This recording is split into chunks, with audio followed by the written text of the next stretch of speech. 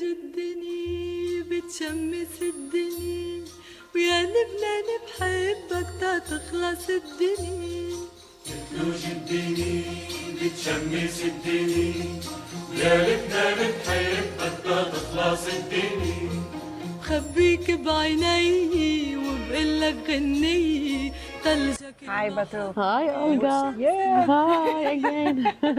So we're in the end of our trip now. We spent together practically 1 week in press tour in Donbas. Yes.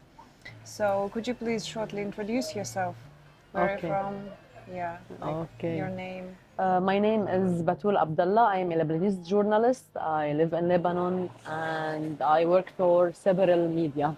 And now I was here in Russia covering for Awsat News Agency. It's an Iraqi agency, which I am the reporter in Lebanon.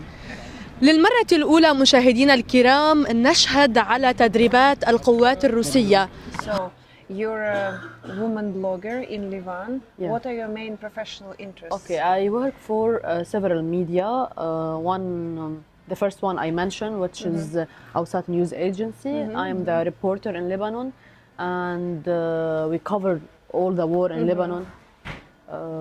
And I work for a very popular website in Lebanon named Bint Jbel. It's one of the most popular in Lebanon. I'm also a reporter since 9 years ago.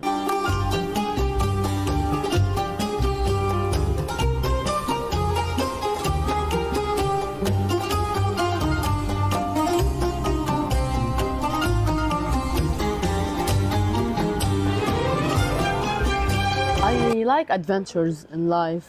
I like to discover new things. I like to know, like here, we come to Donetsk to discover what's happening, to know the truth.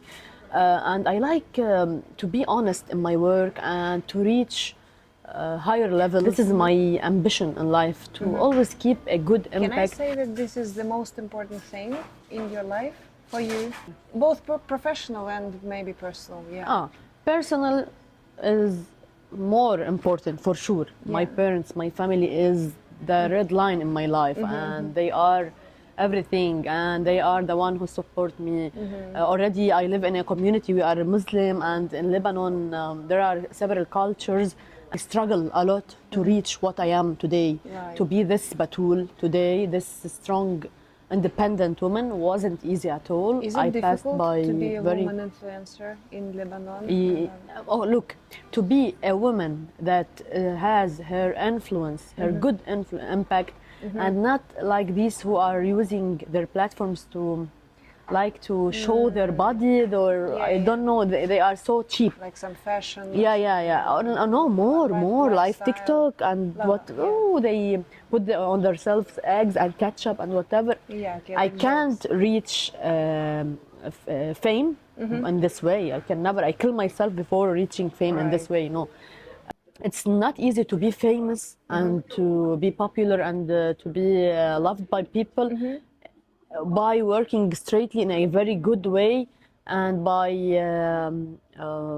respecting all your traditions or your morals, the things that you were born with, and what your parents teach you, what your environment, what your culture told you about. But at the same time, I make a balance. I am not that traditional and I'm not that open so much. So speaking of Lebanon's tradition, what do Russians need to know about Lebanon, about your country? I think that most of you here, or most of the Russians, ask me about the war, about how we survive, about how we struggle, how we suffer, how we deal with this situation. By the Israeli attacks, and it's similar somehow to Donetsk. Some people here, some Russians told me that Donetsk is Beirut.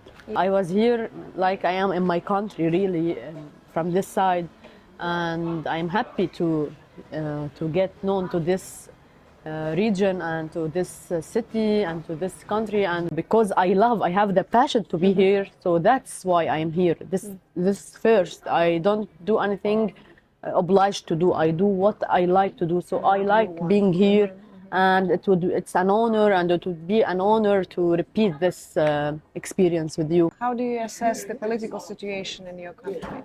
Lebanon is always not stable, is unstable with respect to political situation. Our political situation is complex, it's so complicated. There are a lot of political parties, and each has its own policies, and they differ in many policies.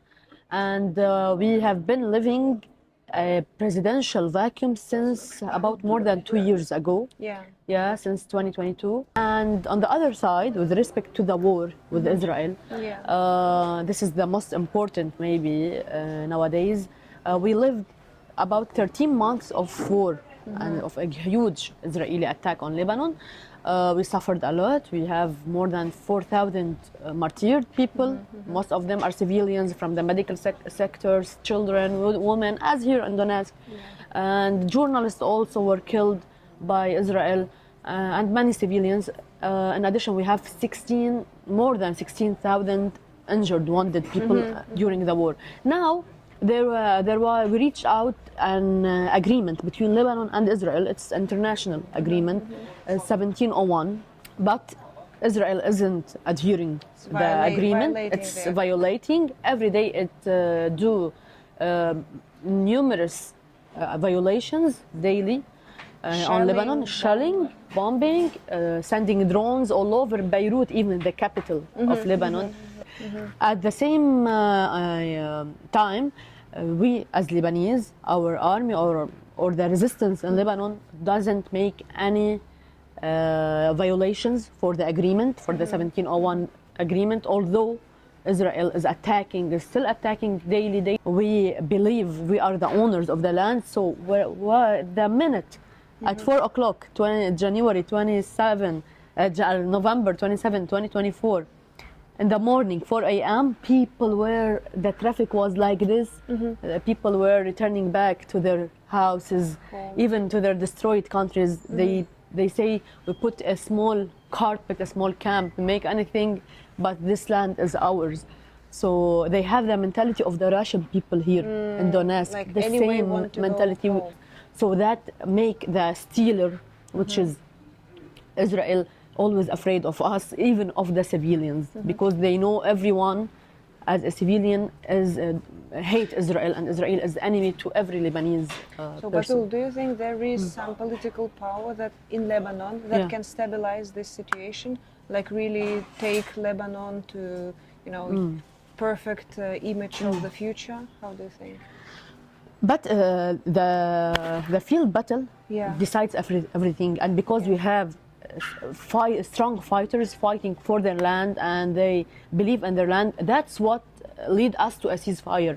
Look at Palestine, more than 1 year they don't end the war. There's no 1 day of ceasefire, but we oblige Israel to make a ceasefire and to accept the agreement, because we have in the field we have strong, brave fighters and strong will. The political power, that because it's complicated, because they are, some of them, like what Israel is doing. Do you believe that some of the political parties or politicians in Lebanon, betrayers?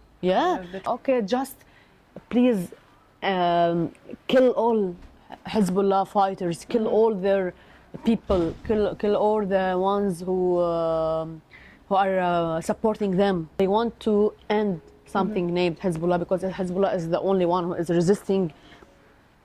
If you want to say it, to be honest, Hezbollah is the one, not the Lebanese army, because the Lebanese army don't have they are strong as soldiers, but they are not supported and provided by big missiles and huge weapons that can fight the hugest